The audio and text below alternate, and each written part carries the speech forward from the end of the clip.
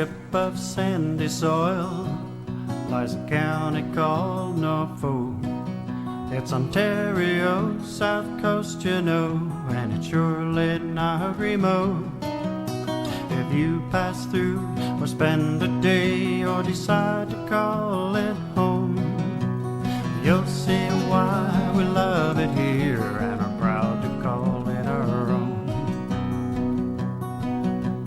Norfolk, Norfolk, a southern county home. Norfolk, Norfolk, we know you can't go wrong with the friendly folk of Norfolk. You won't be a stranger long. Take in the small town atmosphere, be amazed at all that we grow. Like our kids that go and see the world and can't wait to return home. Drop a line in a placid lake or stroll along the shore. Take a tour on a peaceful country road and bound to be back for more. Of Norfolk, Norfolk, my southern county home. Norfolk, Norfolk, we know you can't go wrong with the friendly folk of Norfolk. You won't be a stranger long.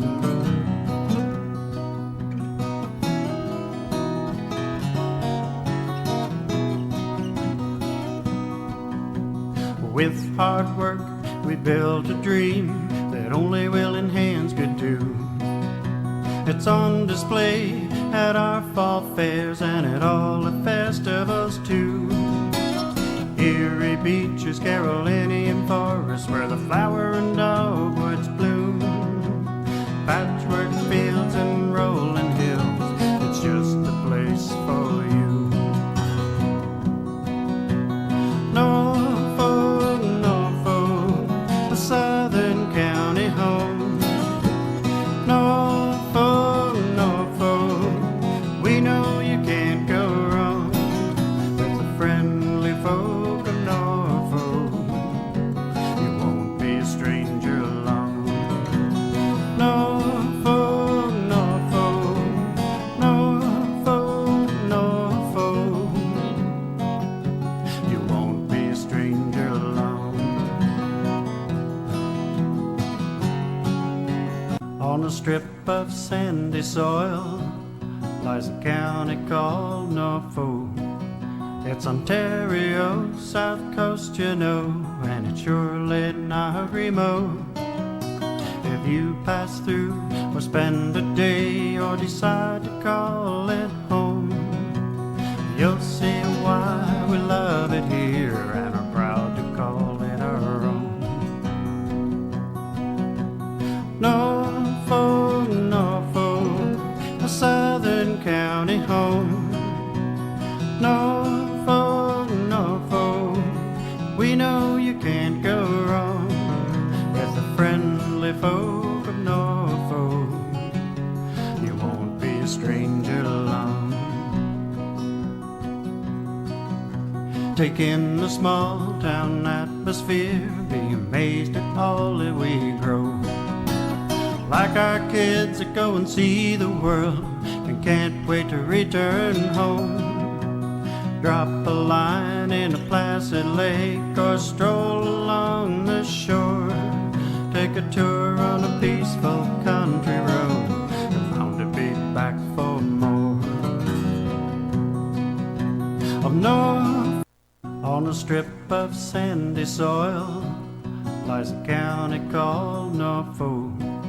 It's Ontario, south coast, you know, and it's surely not remote.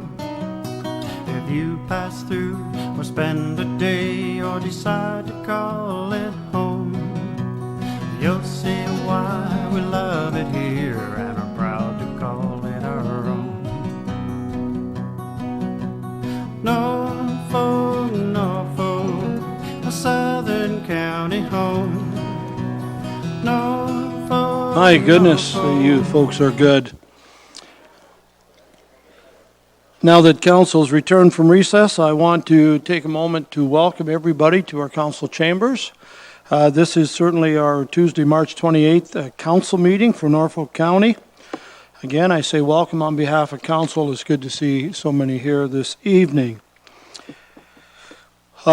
We did begin at 3 o'clock, but we met as a Board of Health, which is a different body than council, and we have concluded our Board of Health a business. We've had our break, so we're ready to get underway. And the first item that I have is the pleasure to say we have this ceremonial activity, and we have some awards to present. So, without further ado, Marlene. Boy, I thought maybe you went home and I was going to have to do this. You want it done right, turn it over to a lady, and it will be done right. You're here, I'm coming down. Where's Mr. Nolan? There he is. Pardon? And I also need Susan Taylor. I know she's still here. Thank you, Susan. Did I take that mic still?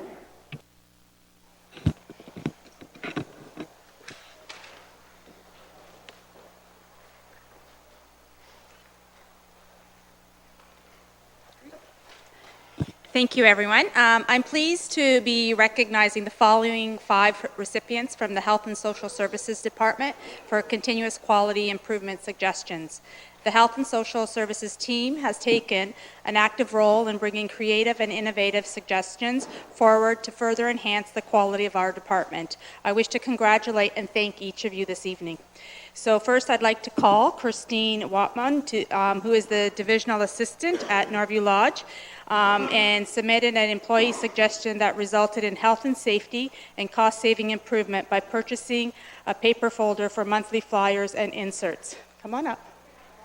Okay, come on up. So Chris has been with Norview since 2012. Chris is a very attentive employee, always looking for improved efficiencies and effective time management. This suggestion, now that it has been implemented, will enable a task that requires a significant amount of time each month to be reduced.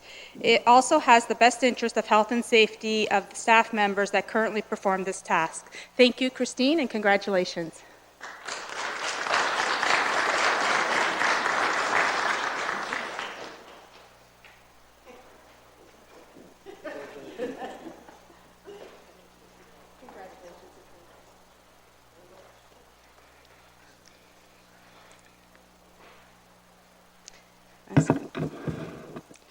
So next I'd like to present to Chris Lutzy, who is a senior public health inspector at the health unit, and submitted an employee suggestion that resulted in cost savings and improved user friendliness by implementing an online process for the continuous quality improvement suggestions. I have heard Chris has been seen running down the health unit hall since he was a toddler, and then formally joined the team in 2006 as a public health inspector, and most recently as our senior public health inspector. He has held several acting leadership positions, and we are pleased he has just accepted an acting role as the program manager of health planning, evaluation, and quality improvement, where he can further his interest in CQI. Chris is always looking for ways to improve processes to get the job done. The suggestion simplifies the CQI process for itself for all of the staff that have suggestions. Congratulations again, Chris, and thank you.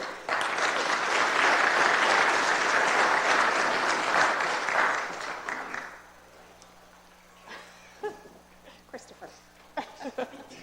Congratulations.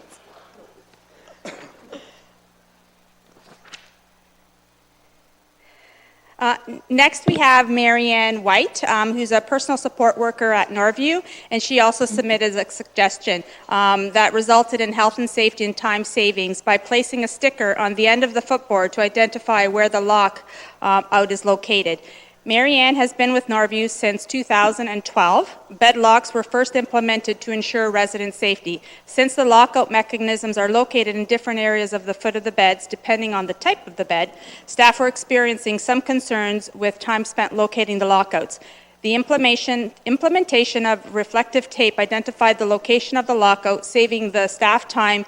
The use of the reflective tape also reduced disruption in resident rest during the night. If I can have you come forward, and congratulations.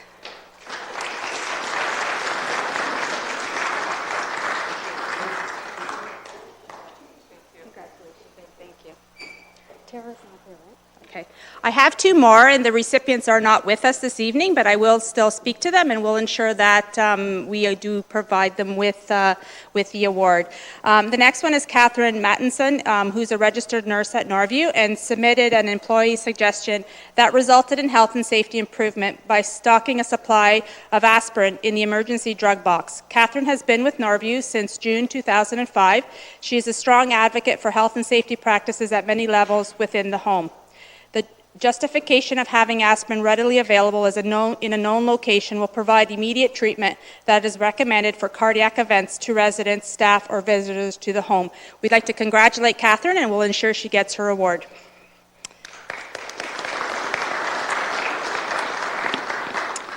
And last, but definitely not least, Tara Smith, also a registered nurse at Norview, submitted the following suggestion that resulted in health and safety, staff morale, and cost savings by providing access to specific procedures that will be videotaped and uploaded for staff viewing.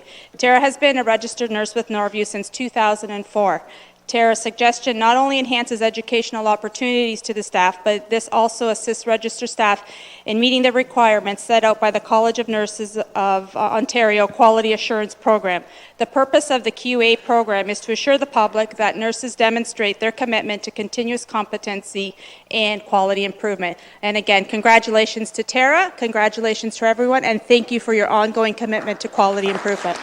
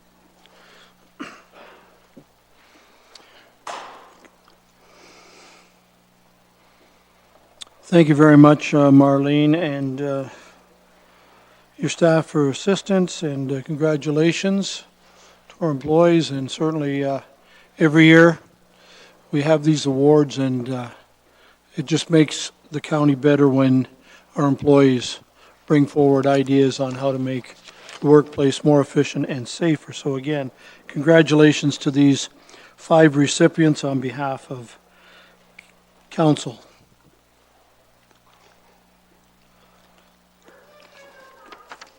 Approval of the agenda and changes I have before me. It's been moved by Councillor Oliver and seconded by Councillor Height that the following report be added as item 5E.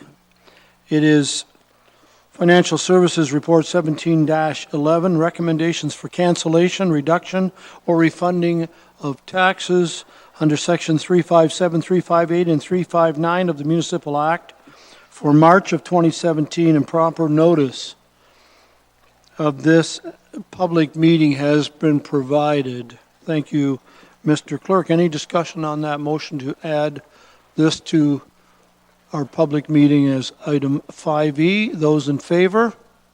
Carried. Thank you very much. So we'll get to that a little bit later. Are there any disclosure of pecuniary interest to declare this time? And if so, Councillor Columbus, if you could just state the nature thereof. Yes, Mr. Mayor. I declare conflict with respect to application ZNPL 2017014. It's with respect to the Habitat for Humanity Brant Norfolk application on behalf of 1562863 Ontario Incorporated. I serve on the board of directors of Norfolk Mutual Insurance Company Incorporated. and it's the abutting property to the north.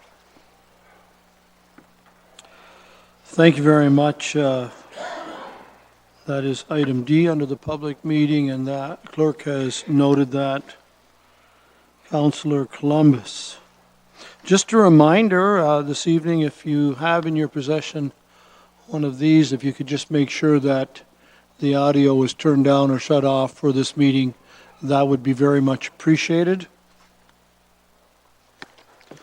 Thank you.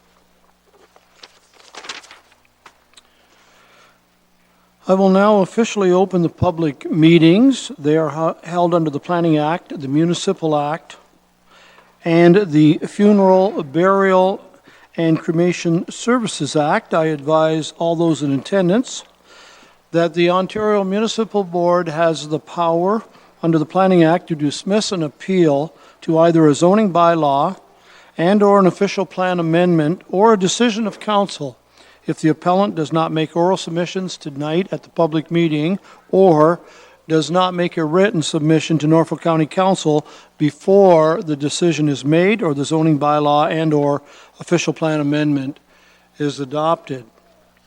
And I just want to advise everyone that if you're in attendance tonight, these meetings are televised and web streamed, and all items discussed this evening are a matter of public record. I will now go to our agenda items. The first one is Mr. Jack Bradfield, a request for council to approve a new crematorium. I will now open the public meeting on the request for a new crematorium. And Mr. Griselle, you have attached a brief memo, and I would ask that if you wish to speak to council to that matter, this was the time, please. Thank you, sir. Through you, Mr. Mayor, I'll be very brief. Just to highlight that this is a meeting under the Funeral, Burial, and Cremation Services Act, so it's kind of somewhat different than when we meet under the Planning Act. Although this is appealable to the OMB, what we're here deciding today is whether or not the crematorium is in the public interest. So that's council's decision kind of here. Planning staff have already indicated the proposal in their professional opinion is in the public interest. No report was required because there's no zoning or OP issues. They're here to answer any issues if council has any issues, but to also highlight that this is a step in a multi-stage process. So even after OMB appeal, there is still the issuance of a license and other ministry obligations that are on crematorium sites. So council's decision tonight isn't advancing something in the similar fashion as a planning decision would tonight. Thank you very much, Mr. Clerk. The approval request starts in your agenda on page 46. I am open to page 46. And I first in the procedure ask if there are any questions at this time from council. Again, there is no planning report. This is a request for council approval. Mr. Brunton, please. Thank you, Mayor. Councilor Brunton. Just very quickly, having the clerk mention that the only appeal is to the Ontario Municipal Board. There's no other appealing body. Through you, Mr. Mayor. So yeah, the requirement, council decided to hold a public meeting, which is their option upon this, but the council could have approved it. There's also been other municipalities that have simply had no zoning issues, and approval was deemed to have happened when they issued a building permit. So there are different steps that a municipality can do. Council has opted for a formal one to ensure that people have their right to comment here, which should make any OMP appeal process easier because it will identify who actually has a right to appeal, just like the Planning Act. But afterwards, it goes through a fairly stringent licensing process with the ministry. So it's kind of a twofold process. Council could both decide to approve it and make a comment in addition to approving it. You could say, well, I shouldn't use the word approve. You could say that it is in the public interest, and you could say something else as well at the same time, because there will be different bodies that could hear this at later stages. Well, I guess that's my question.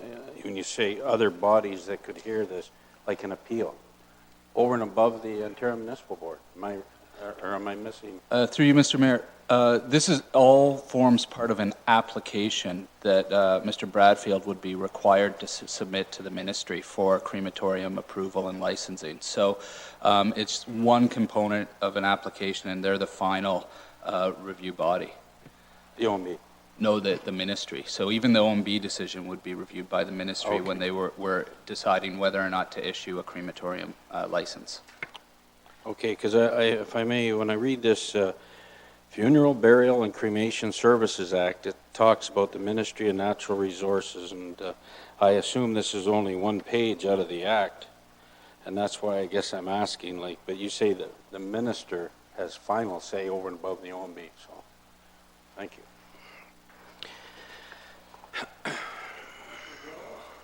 Councillor Wells, please. Thank you very much, Mr. Mayor. Mr. Mayor, I think this question is to the clerk. I was just wondering where this package came from that was put on our desk. Who put it here and what the story is, please.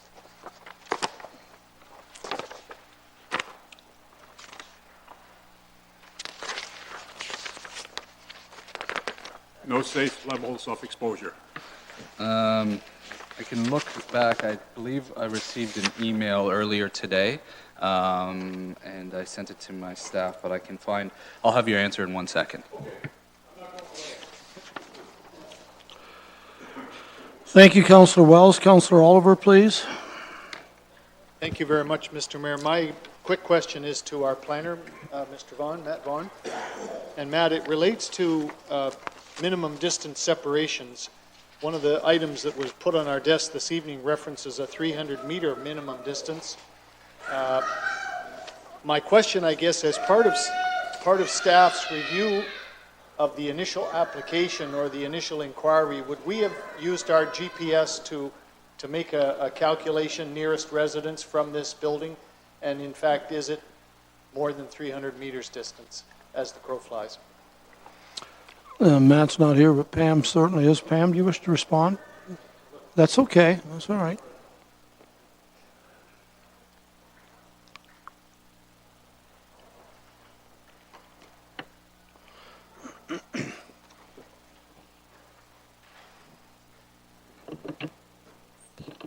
Thanks. Through you, Mr. Chair. To Councillor Oliver, planning staff have not looked at that MDS requirement. Actually, because there's no application that's required, those details aren't reviewed in detail. It's only when an application is needed, so that's not something that we've looked at this point.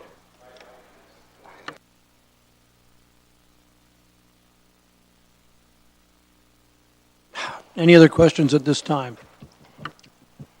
Okay, we'll proceed then. I note that Mr. Bradfield is in attendance. I will continue with procedure. Is there anyone in attendance who wishes to speak in support of this matter? And if so, we'll do it at this time. Mr. Bradfield, we always allow the person requesting to address council should you wish at this time. Please. And I have a quick answer to your question. Go ahead. It's Christine Harrop.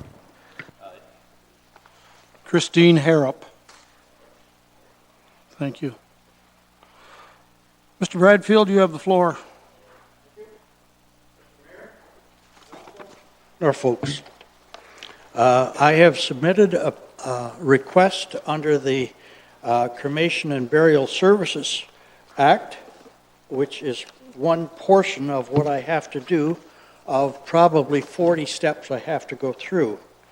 And the step is that a local municipality that receives a request for approval to establish a crematorium in the municipality shall grant the approval if, in the municipality's opinion, it is in the public interest.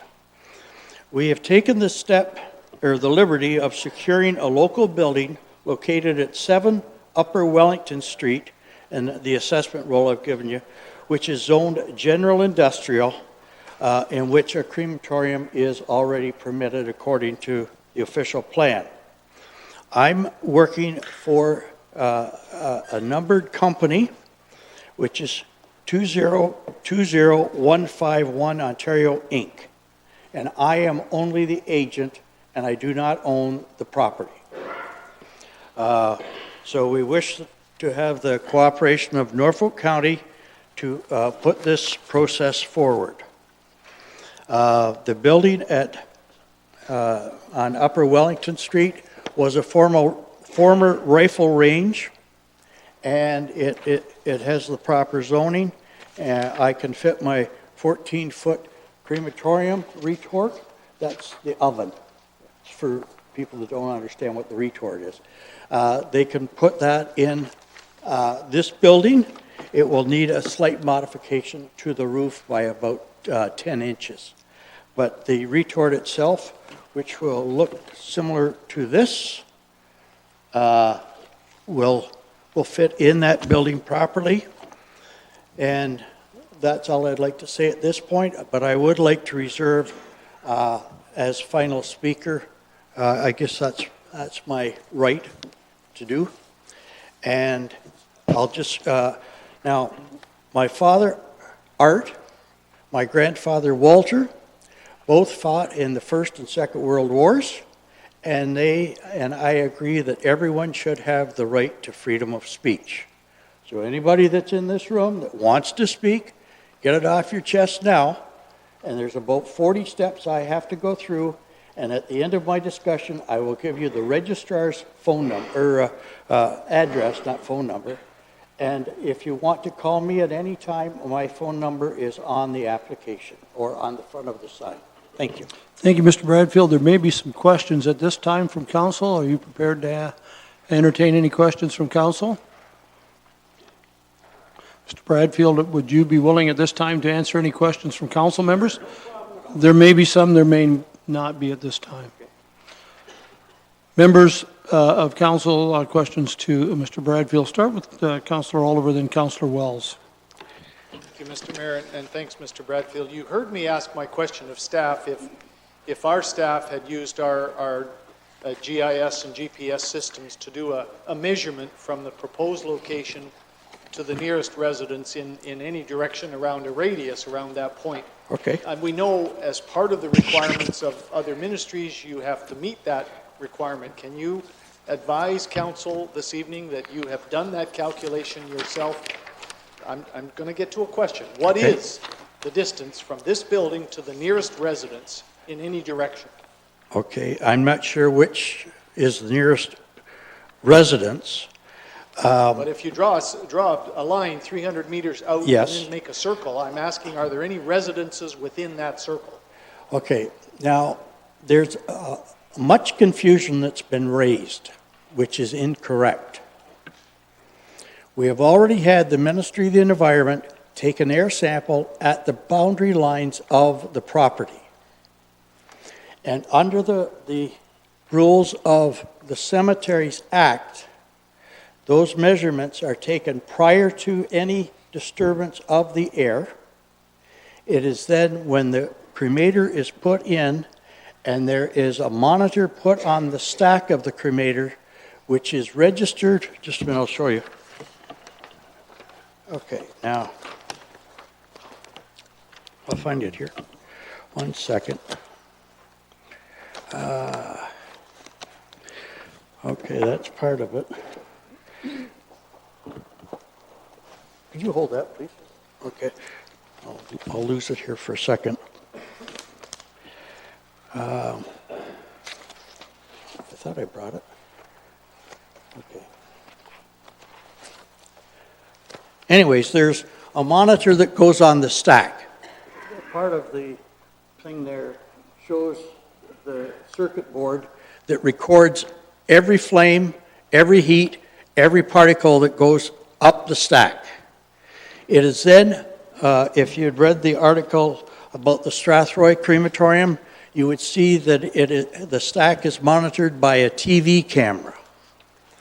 Now, if you have any questions about the pollution or what to expect, did everybody get a copy of this? Well, Mr. Bradfield, Yeah. I think the question specifically is, do you know how many residents are inside the 300-meter radius of your Well, of the property? The 300 meter is not correct. Okay. Okay, thank you. Okay, And continue. that's bottom line. Okay. When cremations were put on cemetery property, those standards were put into place. Where someone is calling this a Class 3, it's actually a Class 1. And it is monitored by the Ministry of the Environment, of which I have their address, if you want to call them. But you have to spend the money first to get it. Mr. Bradfield, just to get the question answered, Yeah. if I may, Yep. are you telling council that there is no minimum distance for residents from the property? Is that what you're telling us? The standard at the present time is taken at the property line, Okay. and there can be no emissions from the crematorium past the property line. Continue. Much, Mr. Mayor, and thank you for that clarification, Yeah. Mr. Bradfield. That's part of why I asked the question. Yeah. So you're telling us there is no minimum distance separation. What instead the province is using is a air quality measurement Correct. at the property boundary. Correct. So even if you had the cleanest, purest stacked gas there could possibly be, Yes, there is no minimum physical distance that thou shalt stay outside of. that's correct. Okay, As of today's standards. All right. Okay. That is appreciated. Thank you. Mr. Wells, please. Councillor Wells? Thank you very much, Mr. Mayor, and thank you. I did hear you say that you are acting as an agent for this particular application. Yes, If you were successful, or the applicant was successful, Yes. did he or she talk to you about the appearance of the building? What they were planning to do with it? okay. We have to go in small steps. And when we, the people that own this business are two brothers that live here in Norfolk County, and they will improve the appearance of this former rifle range. To what extent? Let's start off small. Let's keep our costs down as much as we can and put our efforts into the retort and the environmental services that everybody is requesting. We're not a fancy building. We don't want to be a fancy building. We want to keep the cost down and the environmental impact down. That's where we want to spend our money. Thank you very much. Councillor Columbus, continue. Thank you, Mr. Mayor. Mr. Bradfield, where does the name Creekview Crematorium come from? Okay, there is Davis Creek, which is part of the Long Point Conservation Authority. There is a bridge. Here, I'll show you the bridge. It's a beautiful bridge. Has anybody seen the bridge? Whoop. Boy, I'm going to need more help than this. Okay, here.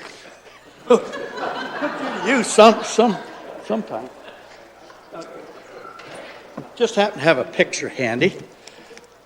Well, I heard you mention an Ontario Limited number, and then on the letterhead, I see Creekview Okay, Crematorium.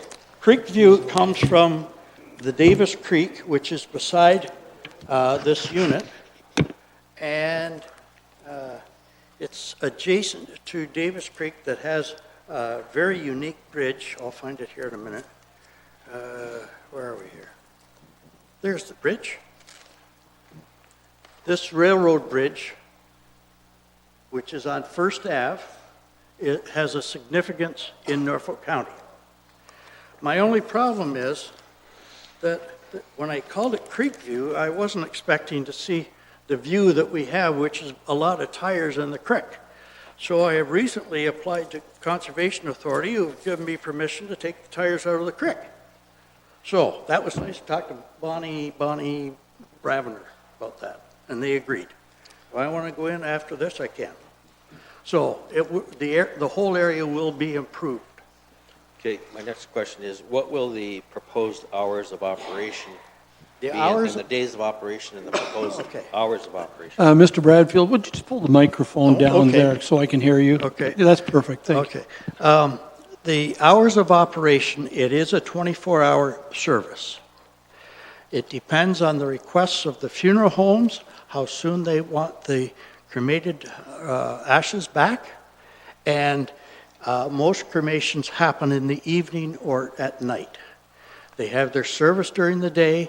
They're requesting a 2.5-hour turnaround is what it takes within the crematorium. In some cases, we have to store the refrigerated cadaver for 12 hours or 24 hours, depending on the circumstances, and at that point, they would be put in the retort. And have you had any experience with crematory operations yourself? No. Thank you. Thank you, I've Councillor. been involved in the bereavement industry for 43 years, but Councillor Sonnenberg, please. Mr. Mayor, I think it's safe to say that most concerns in this room tonight are going to have to do with emissions and odor and smoke. You've touched briefly on it, Mr. Bradfield, saying that it'll be monitored and watched very closely. Could you give an example of what the emissions coming out of this stack might be like? How would they, for instance, compare to a lineup of cars at Tim Hortons idling, getting through the drive-through window?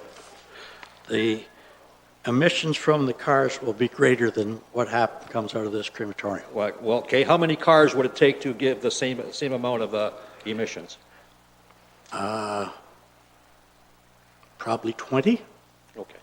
That gives us something to go by. Thank you very much. This is the monitoring system here, which describes exactly how the thing is monitored. And as a person is put in the retort, there's different things. Some people don't have any caskets. Other times people do have caskets. So there's a flame adjustment that you have to adjust for each particular cremation that takes place. Thank you. Any further questions? Councillor Oliver? Thank you, Mr. Mayor, for letting me speak a second time. No Mr. problem. Bradfield, from the business side of the ledger now, Yes. it's our understanding, and I stand to be corrected, but it's our understanding that now families who lose a loved one and who wish to have that family member cremated and have one of our local funeral homes make arrangements, all of those funeral homes have access to crematoria in other communities now, whereby those remains would be taken and cremated. That's correct. How do you intend, what is your business model that's going to encourage that to be changed, such that your facility, if you ever do get permission to develop it, will have, if you like, business from local funeral homes, which I think would be part of what people would want, in a sense. How are you going to get your business started? I'm feeling quite confident that the local funeral homes, including those from Port Rowan, Port Dover, Waterford, once they see this in operation, and after they see this, that it's cost savings to them, then they will come to our crematorium. Now, in the case locally, there's one that deals in Paris, there's another that deals in Strathroy, and there's another that deals in Milton. Now, I think once they see that it's to their advantage to use local facilities, and that's why we're not dressing up the building, but to use the local facilities, they will come and join our company. They are now shareholders in other companies outside of Norfolk County, employing people from outside of the county, all of them. Any further questions? Councillor Wells? Mr. Mayor, and thank you. About how long do you think this process, if it went relatively smoothly, would take? 2.5 hours. No. Oh, I'm going to be cremated. Don't get me cremated yet. okay. I was referring to the length of the from tonight, what is From your tonight, it's going to anticipated- take 5 years. 5 years. I'm 70 years old, and I'm wishing to turn this over, once I get everything, all my ducks in a row, over to a younger generation. And I did bring a poem that I wanted to read, but I might as well read it now.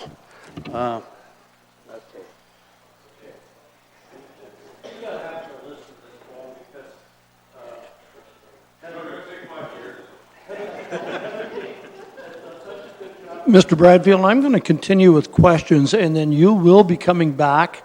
So when we're finished with questions, that'll give you time to pull the poem out. Is there any other questions at this time for Mr. Bradfield? Thank you very much, Mr. Bradfield, and as I said, you will be coming back at the end, and certainly you can read your poem at that time if you wish. Is there anyone else in attendance who wishes to speak in support of this matter?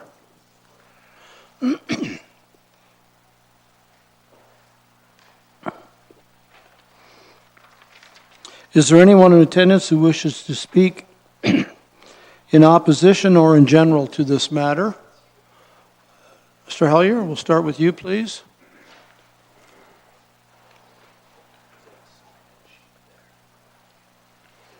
And for speakers, there is a sign-in sheet at the podium. If you would please sign that for the record, that would be very much appreciated.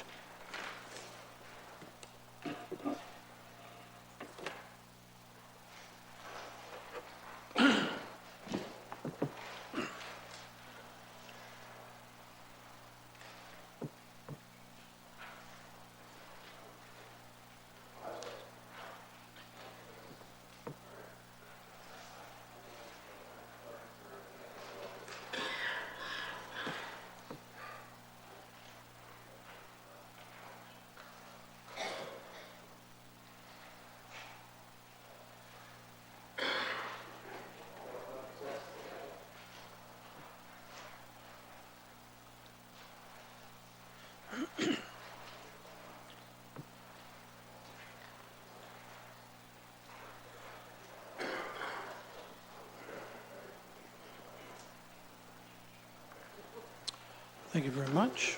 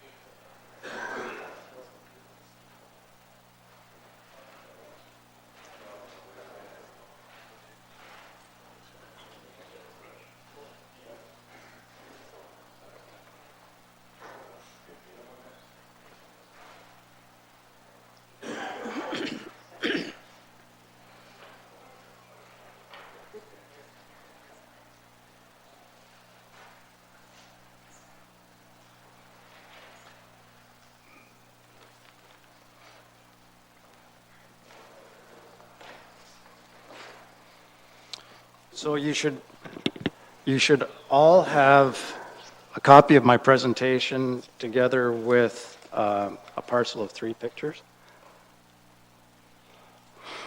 Okay. Mr. Mayor and Council, thank you for the opportunity to speak on this subject tonight.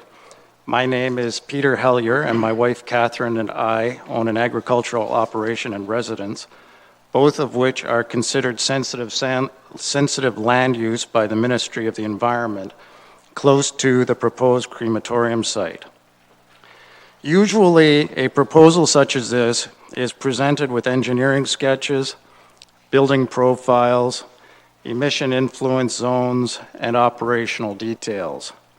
The information as of the time of writing has been scant and contradictory, but I am going to present my analysis based on the evidence that we have in hand. We are, in fact, actually quite uncertain about what will be the operation on the site of 7 Upper Wellington. The first piece of evidence that we need to consider is the newspaper article published in the Simcoe Reformer on February 9th.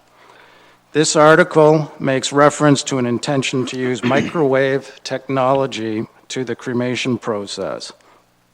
This is a process that is totally unknown to me, the Ministry of the Environment, or licensing at Bereavement Ontario.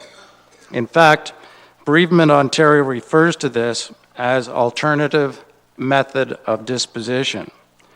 There is only one other alternative method of disposition site in Ontario, and that uses alkaline hydrolysis. The registrar had to write specific directives for this as none existed, and that was done on July 25th, 2016. Also, the Ministry of the Environment has no standards for microwave technology, as all of the approvals except the single alkaline hydrolysis process have been conventional gas-fired facilities. I am all in favor of research and development of new technology, but given the unknowns, it must be considered a Class 3 industrial use and should be situated 1,000 meters from any sensitive land use. It will require a lot of tinkering to make work correctly, and in my opinion should be redirected to a safe operational site and not approved for 7 Upper Wellington. Generally speaking, steam is not considered a pollutant, but if the intention is to remove most of the water in a body prior to cremation, I would prefer to see toxicological data that supported that it was in fact benign. The second piece of evidence that we need to consider is that provided by Senior Planner Matt Vaughn in an information package memo given to Council dated February 9th, 2017, and provided for Council's February 14th, 2017 Council meeting. We are told that the proponent intends to rent a very aged building at 7 Upper Wellington Street that is currently filled with tires. If you could go to picture 1, that would be the picture of the building that is proposed.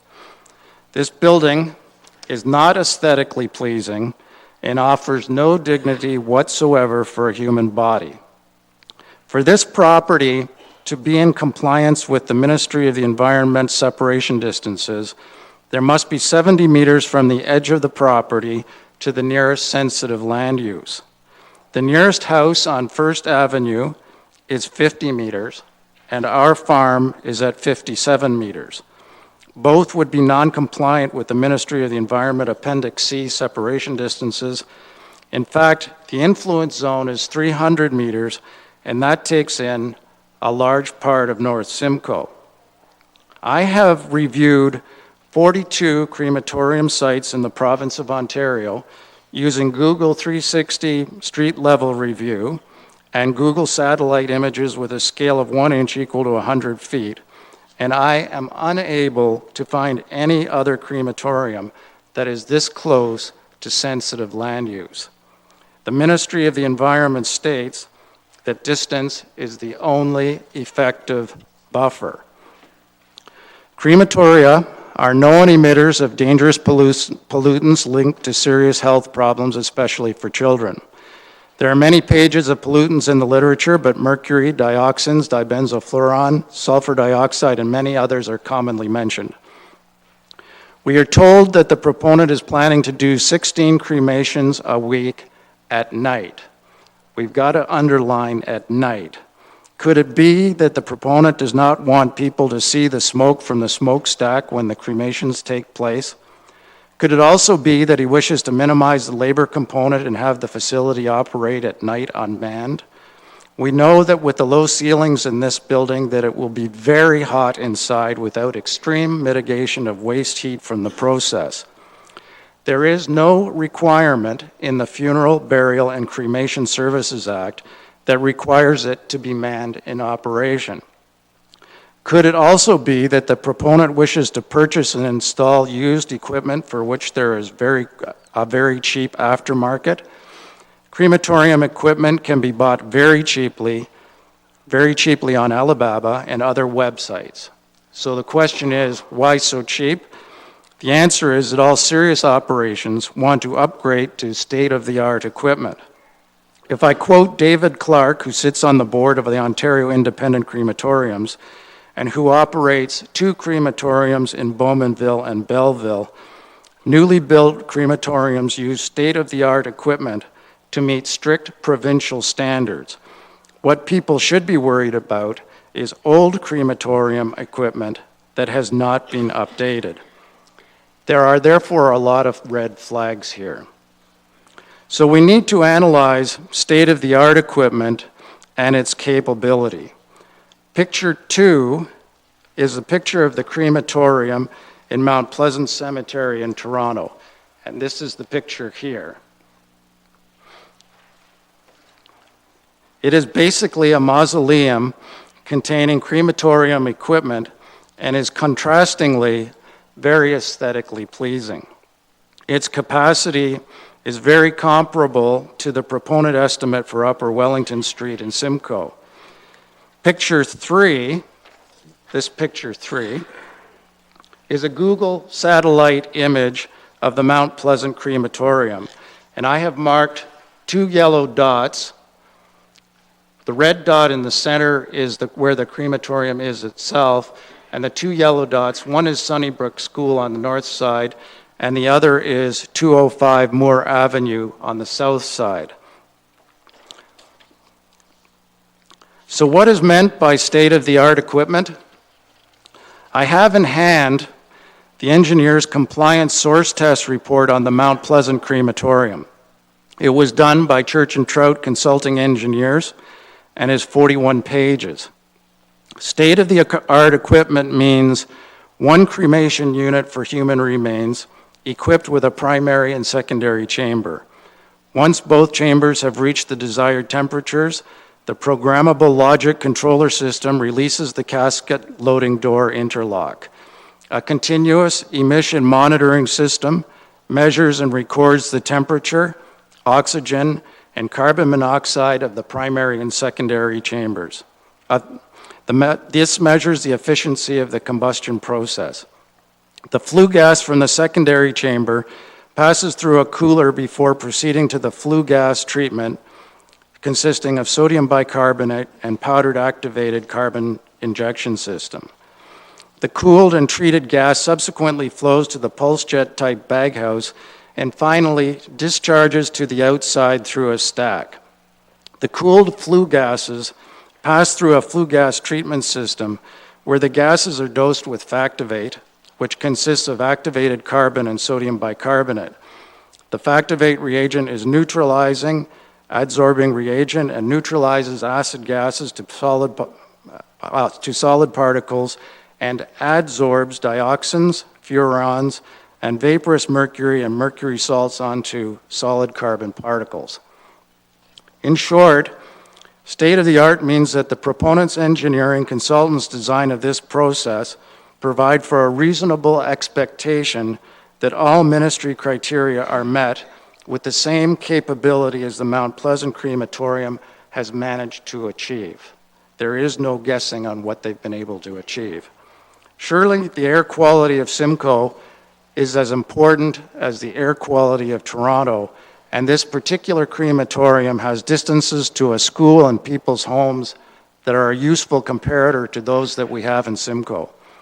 And if setting up a crematorium is important, it should be done correctly the first time. We know that the plan is for a retrofit of an old rental building, but it makes no sense to install $1 million worth of specialized equipment into an aged rental building, and that is what is necessary to have a satisfactory environmental outcome. No one should mistake a low-cost funeral alternative with a crematorium built on the cheap.